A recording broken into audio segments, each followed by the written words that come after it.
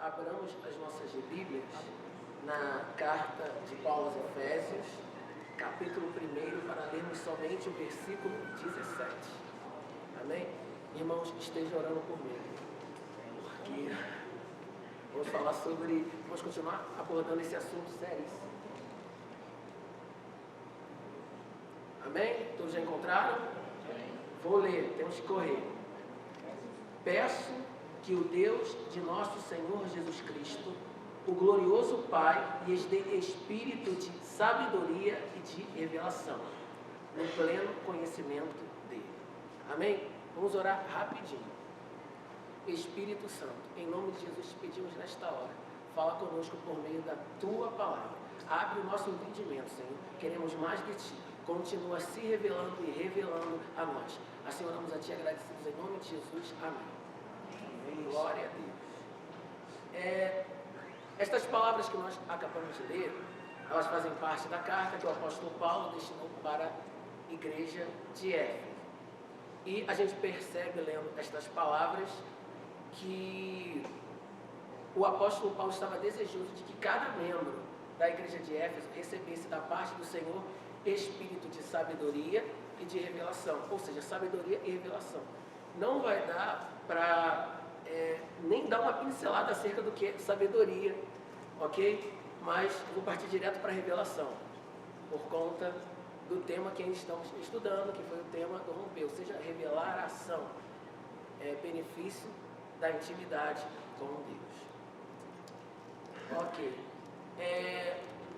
Galera, o que é revelação? Eu sei que lá no romper, a galera que foi, nós, né, eu faço parte dessa galera, nós fomos muito abençoados, muito ministrados por Deus por meio desse tema. Mas vamos continuar. O que é revelação? Indo direto para o assunto,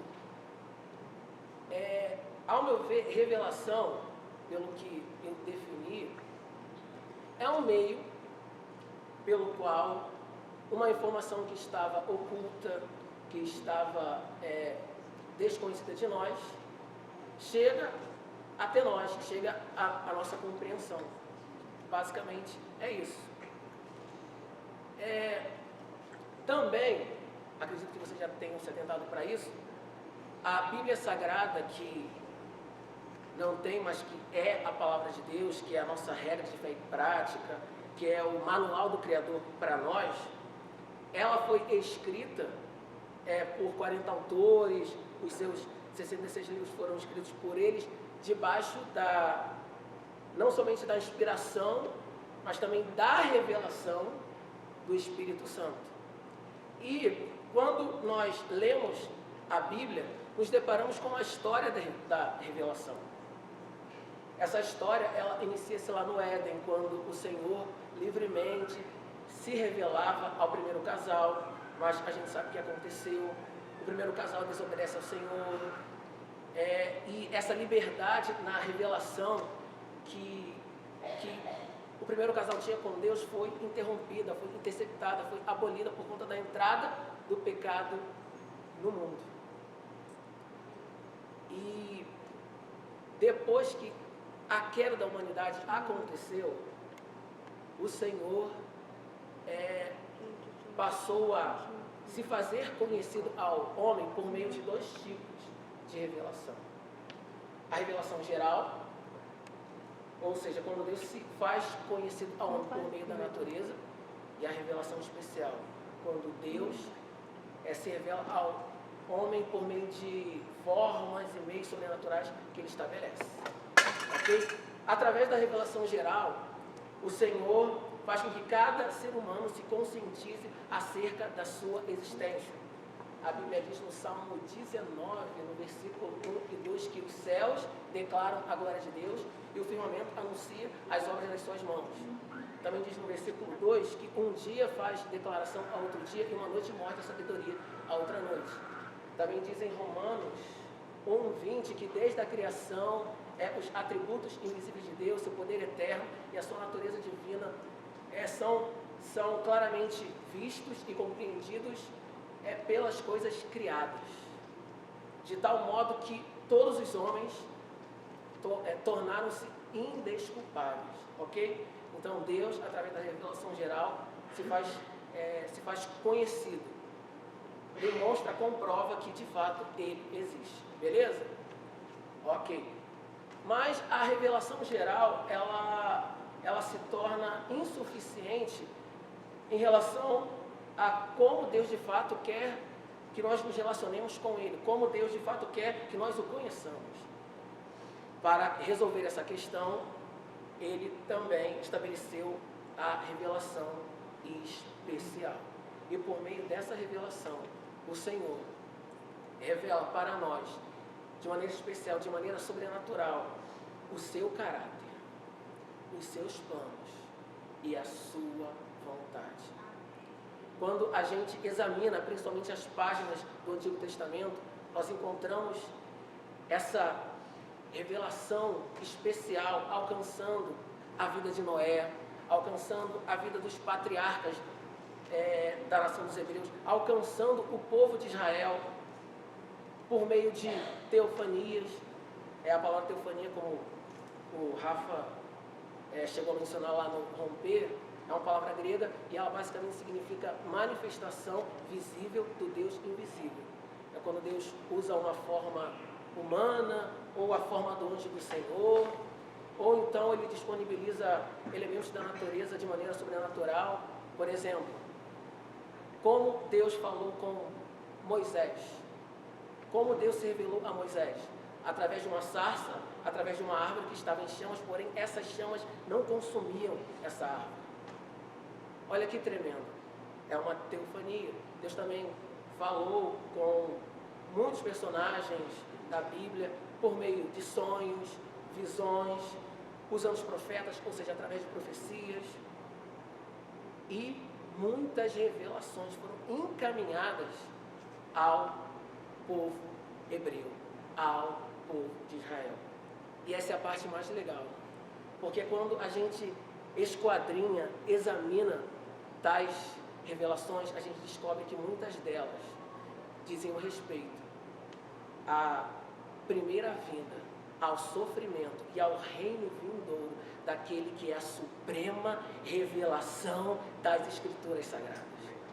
E um dia, essa suprema revelação das Escrituras Sagradas, como nos conta as páginas do Novo Testamento, se fez carne e habitou entre nós, cheio de graça e de verdade. Essa revelação foi gerada no corpo de uma mulher virgem. Nasceu, cresceu em estatura, graça e sabedoria. Quando completou 30 anos, o seu ministério começou. O ministério dessa suprema revelação teve a durabilidade de 3 a 3 anos e meio. E durante toda a sua vida não cometeu um pecado sequer. E cumpriu a lei de Moisés de uma forma perfeita. Não ficou devendo nada. Desenvolveu uma justiça irrepreensível por meio do seu viver. Até que finalmente, quando essa suprema revelação estava em Jerusalém, ela é traída. Ela é presa. Ela é abandonada e negada 3 vezes. Cospem nela, a esbofeteiam. Ela é açoitada, colocam na sua cabeça uma coroa de espinhos. Ela é julgada e condenada injustamente. Leva a parte horizontal da cruz, chamada patíbula, até o local onde seria crucificada, e é crucificada. E depois de 6 horas suspenso naquele madeiro, depois de ter dito 7 frases que marcaram-nos, que nos marcam até hoje, finalmente, essa suprema revelação entrega o seu espírito para Deus. E nós sabemos muito bem que através da morte, dessa revelação maravilhosa, dessa linda revelação, toda a humanidade recebe a oportunidade de ser salvo. e também de ser reconciliada com Deus por meio do sacrifício dessa suprema revelação. Mas a gente sabe muito bem o que acontece no terceiro dia. Sabemos muito bem. Sabemos que essa linda revelação se apresentou como sumo sacerdote. Que ela se entregou como um cordeiro para ser sacrificado, um cordeiro imaculado. Mas no terceiro dia, essa suprema revelação ressuscitou. Ressuscitou como o leão da tribo de Judá. Ressuscitou como a raiz de Davi. Ressuscitou como rei, rei da glória, rei dos reis e senhor dos senhores. Qual é o nome dessa suprema revelação? Jesus. Amém. Jesus. E, com seu corpo ressuscitado, Jesus, durante 40 dias, ficou aparecendo e desaparecendo com seus discípulos, e após esse período, ele retornou para o céu. Mas depois de 10 dias, ou 7 dias, há muita discussão ainda sobre o número de dias exatos, mas depois desses dias, algo maravilhoso aconteceu no cenáculo. Aconteceu na manhã de Pentecostes. Aconteceu com 120 discípulos que permaneceram fiéis orando durante todo esse período. Aconteceu a vinda, aconteceu a descida em fogo, glória e poder do Espírito Santo. E aqueles 120 foram cheios do Espírito Santo. E a partir de então, todos aqueles que reconhecem Jesus como Senhor e Salvador da sua vida são salvos, são feitos filhos de Deus. E o Espírito Santo passa a habitar nas suas vidas. Amém? Amém. Nós sabemos que o Espírito Santo habita em nós também para confirmar que nós somos salvos. A Bíblia diz em Romanos 8:16 que o Espírito testifica nos nossos espíritos que somos filhos de Deus. Mas também está escrito em Romanos 8:14 que todos aqueles que são filhos de Deus são guiados pelo Espírito Santo. Isso quer dizer que ele não fica parado. Isso quer dizer que se nós somos templos dele, santuários dele, é ele que é o dono. Se ele é o dono, então nós devemos obedecê-lo. Devemos deixar ele nos guiar. Amém? E o Espírito Santo possui muitos papéis. A gente sabe que ele é o nosso consolador, que ele é o nosso conselheiro, que ele é o Espírito da verdade, que ele nos ensina todas as coisas. O Espírito Santo nos ensina a orar. Mas tem um papel do Espírito Santo cabível ao Espírito Santo, que ao meu ver é o mais destacável. Nós encontramos esse papel em João 15:26, quando Jesus disse que o conselheiro, que o Espírito da verdade daria testemunho acerca dele. Ou seja, testificaria acerca dele, revelaria ele. E também no capítulo seguinte, no capítulo 16, no versículo 14, diz que o Espírito Santo glorificaria a Jesus e de tudo que recebesse dele, nos anunciaria. Ou seja, qual é o maior papel do Espírito Santo? É revelar para nós Jesus. Ele revela para nós quem é o Senhor Jesus. Quem é o Senhor Jesus? Para que o imitemos, para que nos pareçamos com Ele, para que de fato nos espelhemos nesse que é a suprema revelação das Escrituras Sagradas. E quando nós direcionamos os nossos olhos para Jesus, o buscamos, quem encontramos? Quem vemos em Jesus? Jesus revela quem? Em João 14:9, Filipe fez uma pergunta para Jesus. E a pergunta foi, mostra-nos o Pai. Na verdade foi um pedido, mostra-nos o Pai. E Jesus disse para ele, quem vê a mim, vê o Pai. Amém. Em Colossenses 1:15, lemos que Cristo é a imagem do Deus invisível. Em Hebreus 1:3, também lemos que Cristo é o resplendor da glória de Deus e a expressão exata do seu ser. Ou seja, Jesus nos revela o Pai. O Espírito Santo nos revela Jesus.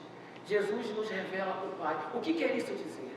Quer dizer que por meio do relacionamento com o Espírito Santo, nós entendemos a importância que devemos conhecer a Deus, de conhecer a Deus profundamente. Amém? E aqui vai um ensinamento. Um ensinamento. Mais importante que Deus revelar é Ele se revelar. Mais importante que Deus revelar é Ele se revelar. Nós amamos as suas revelações. É muito bom quando Deus nos dá uma direção, nos mostra o que fazer, aponta o caminho que devemos andar, por meio de uma revelação sobrenatural. É muito legal, mas quando Deus se revela, e Deus quer se revelar, e quando nós buscamos conhecer quem Deus é por meio da revelação, consequentemente, as suas revelações nos alcançam. Nos alcançam. Até porque, irmãos, e talvez o que eu vá dizer agora soe como uma heresia, como um falso ensinamento, mas vamos lá. Vocês sabiam, talvez vocês não concordem comigo, vocês sabiam que existe uma bênção eterna, que é maior que a salvação que nós recebemos? A gente sabe que a salvação é a maior bênção que o Senhor concedeu para a humanidade, mas acima dessa bênção há uma maior ainda. Na verdade, infinitamente maior. Talvez vocês estejam pensando agora, o Léo viajou. O Léo está doido. A nóia se instalou na mente do Léo. De tanto ele estudar, ele ficou maluco finalmente. Meu Deus, não posso ler a Bíblia. Não. Mas existe sim uma bênção que é maior. Só que para ele liberar essa bênção sobre as nossas vidas, é necessário que vivenciamos o que está escrito na parte A de Oséias 6:3. Conheçamos e prossigamos em conhecer o Senhor. É necessário que coloquemos em prática o que está escrito em João 4:24. Deus é Espírito e é necessário que seus adoradores o adorem em espírito e em verdade. Colocar em prática o que está escrito em Romanos 1:17, que a justiça de Deus se descobre no Evangelho, de fé em fé, porque o justo viverá pela fé. E também o que está escrito em Hebreus 12:14, seguir a paz com todos e a santificação, sem a qual ninguém verá a Deus. Se nós nos posicionarmos em relacionamento, em justiça, em adoração e em santidade com Deus, Ele nos libera essa eterna bênção, essa infinita bênção. E essa bênção é Ele mesmo. É Ele mesmo. Deus quer se revelar para cada um de nós. A Bíblia diz, eu gosto muito da versão atualizada de João Ferreira de Almeida. E nessa versão, encontramos no versículo 14, do Salmo 125, as seguintes palavras: que a intimidade do Senhor é para aqueles que o têm, aos quais dará a conhecer a sua aliança. A intimidade do Senhor é para aqueles que o temem. Quem são aqueles que temem a Deus? Obviamente aqueles que colocam em prática o temor. E o que é temer a Deus? Temer a Deus é respeitar ao Senhor grandemente, por conta da sua majestade, por conta da sua santidade. E tal respeito, tal temor nos impele a guardarmos os seus mandamentos. Sabe por quê, irmãos? Porque nós nos enganamos quando oramos para Deus. Senhor, eu quero ser íntimo teu, eu quero te conhecer, mas ao mesmo tempo não queremos compromisso com a sua palavra, compromisso em obedecer a sua palavra. Quando assim nos posicionamos, enganamos a nós mesmos, porque a intimidade do Senhor é para aqueles que temem a Deus, é para aqueles que vivem a sua palavra, que estão dispostos a obedecer a sua palavra. A intimidade do Senhor é para aqueles que o temem, aos quais dará a conhecer a sua aliança. A aliança, falamos de relacionamento. Se nós lermos a Bíblia de Gênesis, Apocalipse, nós nos depararemos com 8 alianças: edêmica, adâmica, noética, abraâmica, mosaica, palestínica, davídica e nova aliança, sob a qual estamos. E essa é a aliança do sangue de Jesus. E Jesus na cruz morreu não somente para salvar a humanidade dos seus pecados, mas para reconciliá-la com Deus. E quem se reconcilia, se relaciona. Deus quer que nós nos relacionemos com Ele. Amém? E então sim, Ele vai se revelar. Ele vai se revelar. Como a gente lê em 1 Coríntios 2,9, está escrito que nem olhos viram, nem ouvidos ouviram, e nem jamais subiu ao coração do homem o que Deus tem preparado para aqueles que o amam. E no versículo 10 diz: mas a nós Ele revelou por meio do seu Espírito, porque o seu Espírito a todas as coisas penetra, até mesmo nas profundezas de Deus. E o que são as profundezas de Deus? As profundezas de Deus são as particularidades do seu caráter, são as particularidades dos seus planos, são as particularidades da sua boa, agradável e perfeita vontade. Antes de Deus revelar para você, Ele quer se revelar a você, Ele quer se revelar a nós, que conheçamos esse Deus maravilhoso. Amém? Deus é maravilhoso, irmãos, Deus é maravilhoso. Glória a Deus. E para terminar, só vou citar os 2 últimos pontos, porque não tem como discorrer sobre eles. Mas, amém. Quando Deus se revela e revela, nós tomamos conhecimento da revelação de quem nós somos nele. Amém? Porque até para nós nos conhecermos, dependemos de Deus. Dependemos do Senhor, porque Ele nos conhece mais do que conhecemos a nós mesmos. E Ele passa a mostrar aquilo que devemos fazer. Só para citar um exemplo. Deus se revelou a Noé por meio de uma voz audível. Também revelou a Noé o que Ele ia fazer com a terra, com os seres humanos, por meio do dilúvio. Sabemos disso. Mas também Deus revelou a Noé o que ele deveria fazer. Que ele deveria construir uma arca. E assim ele fez. Assim ele fez. Nós sabemos muito bem qual foi a resposta que o Senhor recebeu da parte de Noé. Qual foi a resposta dele? Foi a obediência. Foi a obediência. Ele fez tudo conforme Deus lhe ordenou. Tudo. Quando o Senhor revela que nós somos nele, quando Ele nos revela, verdadeiramente devemos nos encontrar dispostos a obedecer. E é verdade, Deus Ele não precisa de nós. Ele não precisa da humanidade. Mas Ele quer que façamos parte dos seus planos. Ele quer contar conosco. Nós sabemos que podemos contar com Deus sempre, mas Ele também quer contar conosco, porque Ele quer falar, Ele quer fazer, Ele quer agir através das nossas vidas. Amém, gente? Glória a Deus. E para terminar, a revelação de Deus nas nossas vidas não pode parar em nós. A gente não pode transformar as revelações que o Senhor nos dá em cativeiros para nós mesmos. Podemos chamar de comodismo, ou então de egoísmo. É só para mim. Não.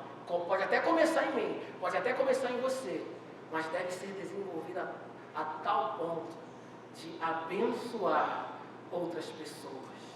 O Senhor quer que a revelação que Ele nos concede, que essa revelação venha abençoar outras vidas. Amém, gente? E assim estaremos, de fato, no centro da vontade de Deus.